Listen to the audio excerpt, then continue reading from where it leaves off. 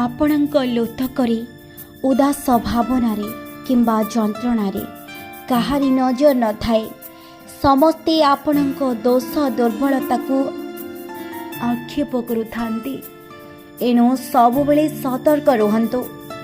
ଆସନ୍ତୁ ଆଜିଠାରୁ ଆମେ ପ୍ରତିକ୍ଷଣ ନିଜର ଭୁଲ ସୁଧାରିବା ନିମନ୍ତେ ସଜାଗ ରହିବା। ମିଛ ଓ ଛଳନାକୁ ଆପଣେଇ ଖେଳ ଖେଳୁଥିବା ଲୋକ ହୁଏତ ଅଳ୍ପ ସମୟ ଖୁସି ହୋଇପାରେ, କିନ୍ତୁ ପରିଶେଷରେ ସେ ସମସ୍ତଙ୍କ ଆଦର ଆଉ ସମ୍ମାନ ହରାଇ ସମସ୍ତ ଖୁସିକୁ ସବୁଦିନ ପାଇଁ ହରାଇ ବସେ।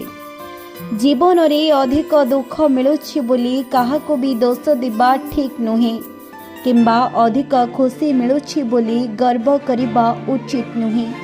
କାରଣ ସୁଖ ଓ ଦୁଃଖ କେହି ଦେଇନଥାନ୍ତି, ବରଂ ମନୁଷ୍ୟ ନିଜ କର୍ମ ଅନୁସାରେ ତାକୁ ଭୋଗ କରିଥାଏ।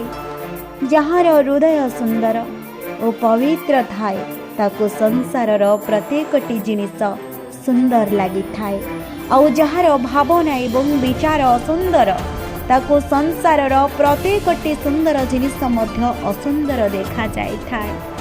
ଯଦି ଆମ କଥା ଆପଣମାନଙ୍କୁ ଭଲ ଲାଗିଥାଏ ତେବେ ନିଶ୍ଚିନ୍ତ ରୂପରେ ଆମ ଚ୍ୟାନେଲକୁ ଲାଇକ୍, ସେୟାର, ସବସ୍କ୍ରାଇବ୍ କରିବା ପାଇଁ ଜମା ବି ଭୁଲିବେନି।